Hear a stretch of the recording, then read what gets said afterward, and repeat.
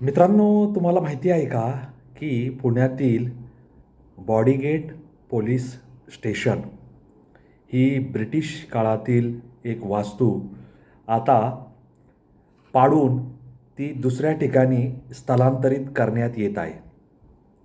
आणि ते करण्यासाठी त्या मूळ वास्तूतील जे दगड आहेत, ज्या चौकटी आहेत, जी लाकडं आहे, त्यांना व्यवस्थित क्रमांक देण्यात येत आहे.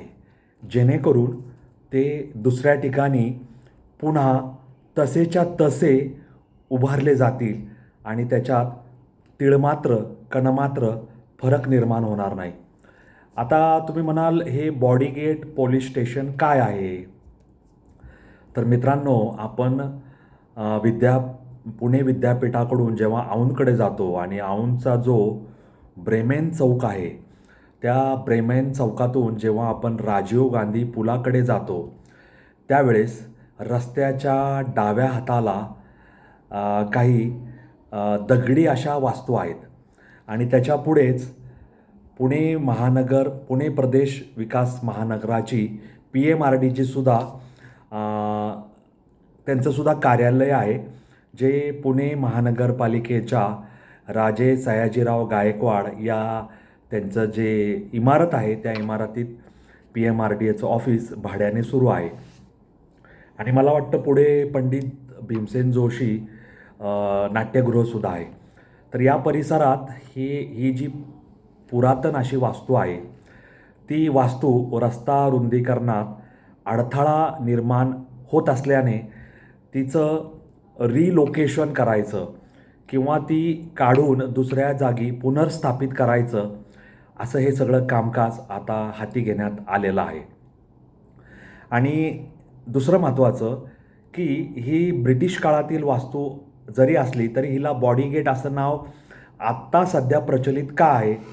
तर मित्रांनो, पुणे विद्यापीठ हा आपल्या गव्हर्नरांचा, ब्रिटिश गव्हर्नर जे होते त्यांचं अधिकृत निवासस्थान होतं, म्हणजे ज्याला आपण राजभवन असं म्हणतो. आणि ते राजभवन पुण्याच्या मूळ गावठाणापासून थोडंसं दूर अंतरावर होतं.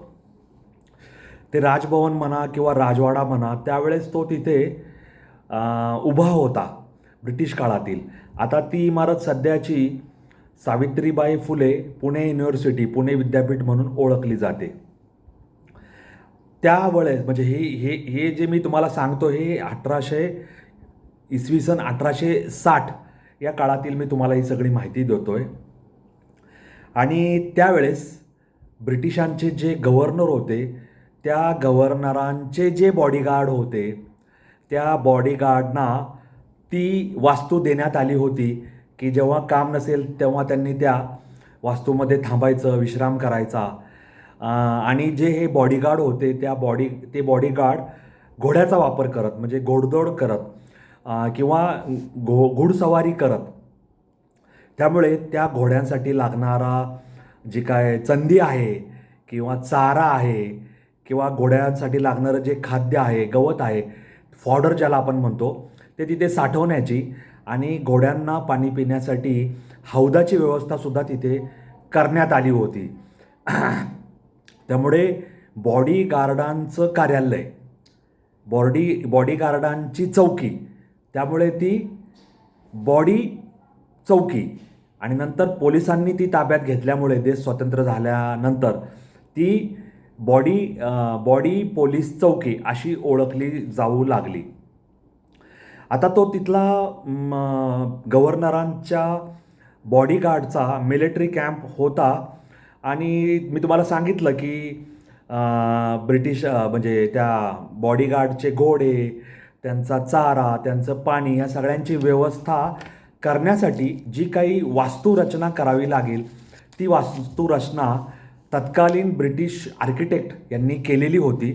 आणि ती आजसुद्धा आपल्याला पाहायला मिळते. दुर्दैवाने ती आता आपण मोडतोय, तोडतोय आणि ती पुनर्स्थापित करतोय. परंतु मूळ जे काम होतं ते आज आपल्याला पाहायला मिळेल किंवा ते पाडताना आपण पाहू शकतो. आता त्यावेळेस हे जे संपूर्ण परिसर होता, तिथे 7 वास्तू होत्या किंवा 7 इमारती होत्या. पुणे विद्यापीठाकडून औंधकडे जाणाऱ्या जो रस्ता आहे तो ह्या 7 इमारतींच्या परिसरातून जात होता.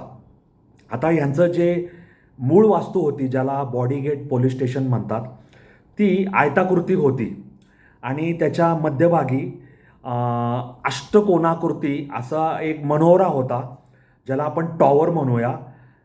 तो टॉवर त्या मध्यभागी होता आणि दोन्ही बाजूला उतरते आपले जे कौलं असतात, मँगलोर टाईल्स आपण ज्याला म्हणतो, त्या कौलांचं उतरतं असं छप्पर होतं, पूर्ण आयताकृती लांबीला अशा पद्धतीने.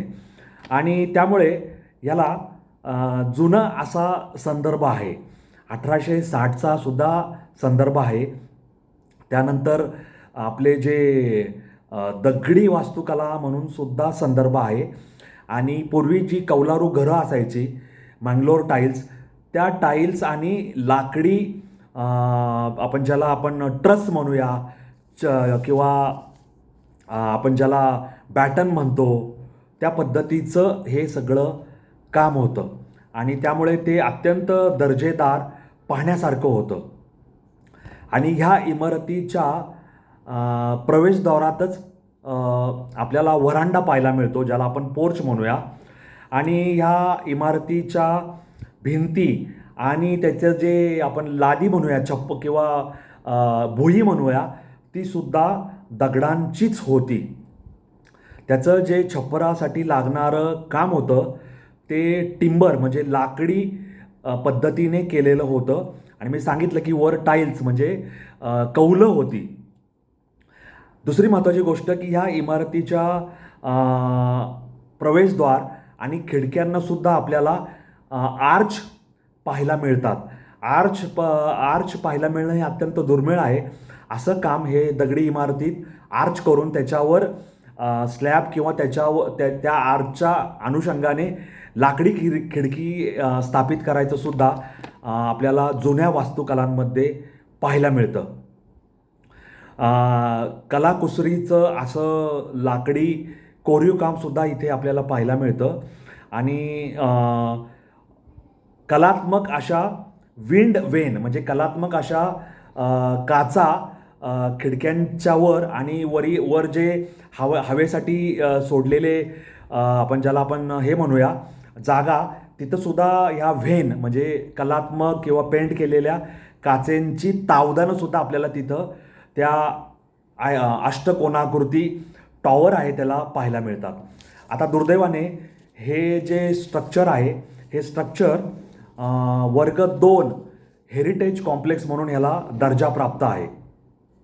म्हणजे पुरातन ज्या वास्तूंना आपण पुरातन वास्तू म्हणून त्यांना जी मंजुरी देतो त्या मंजुरीमध्ये ह्याला वर्ग 2चा असा दर्जा प्राप्त आहे.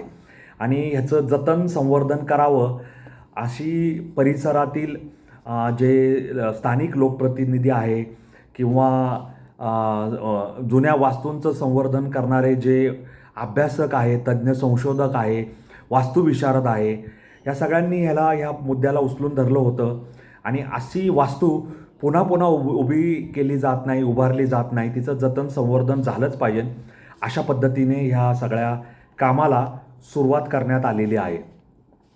आता हे मोटर वाहन विभागाचं सुद्धा काही काळ कार्यालय होतं.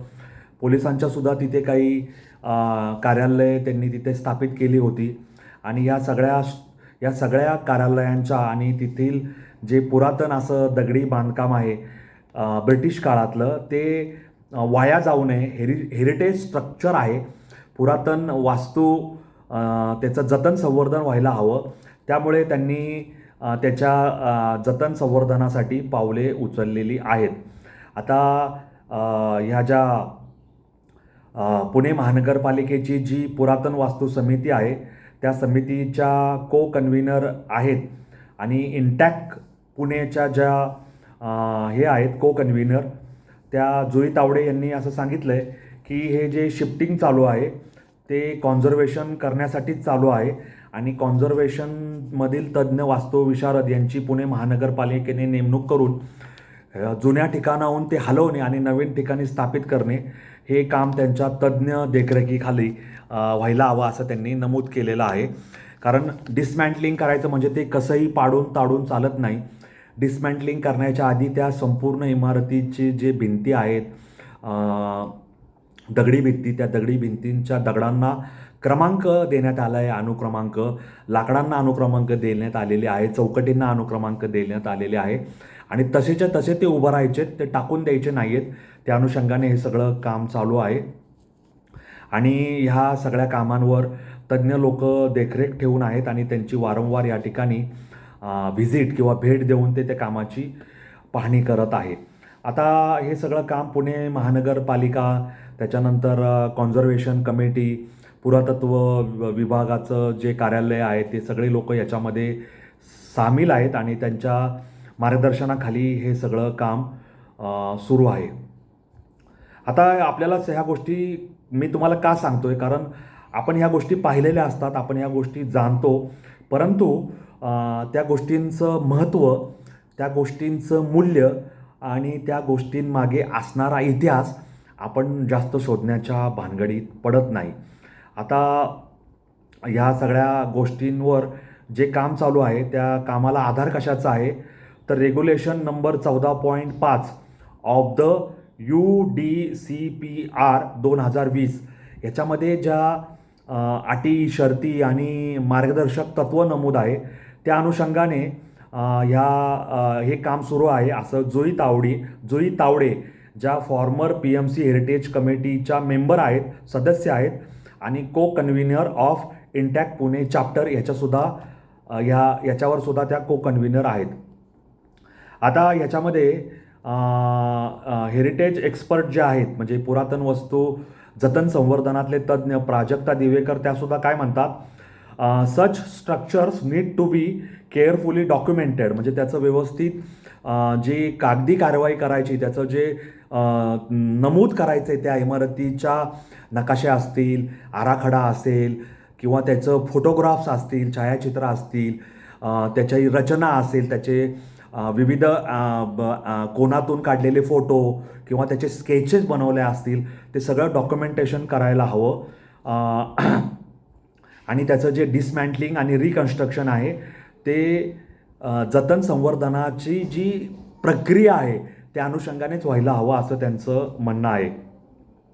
आता आपले जे पुणे महानगरपालिकेचे जे ऑफिशियल आहेत ते म्हणत आहेत की स्टोन बाय स्टोन, म्हणजे प्रत्येक दगड व्यवस्थित काढून तो जपून ठेवला जाईल आणि त्याच दगडांच्या अनुषंगाने, त्याच दगडांना जे क्रमांक दिले त्याच क्रमांकाने भिंतींची, छताची, खिडक्यांची रचना केली जाणार आहेत, जेणेकरून ते 1806 पासून जे सुरू झालेलं आहे 2026 आपण आलेलो. 1806 ते 2026 120 वर्ष झालेत, तर आपल्याला ते असंच पुढं चालू ठेवायचं आहे, हे आपण लक्षात घ्यायला हवं.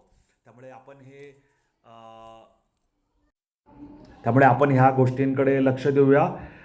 नंबरिंग झालं आहे, फोटोग्राफी झालेली आहे, व्हिडिओ रेकॉर्डिंग झालं आहे, डॉक्युमेंटेशन झालं आहे आणि असंच असं हे व्यवस्थित करता येईल अशी मी अपेक्षा व्यक्त करतो. तुम्हाला ह्याबद्दल मला माहिती देता आली म्हणून मी आनंदही व्यक्त करतो.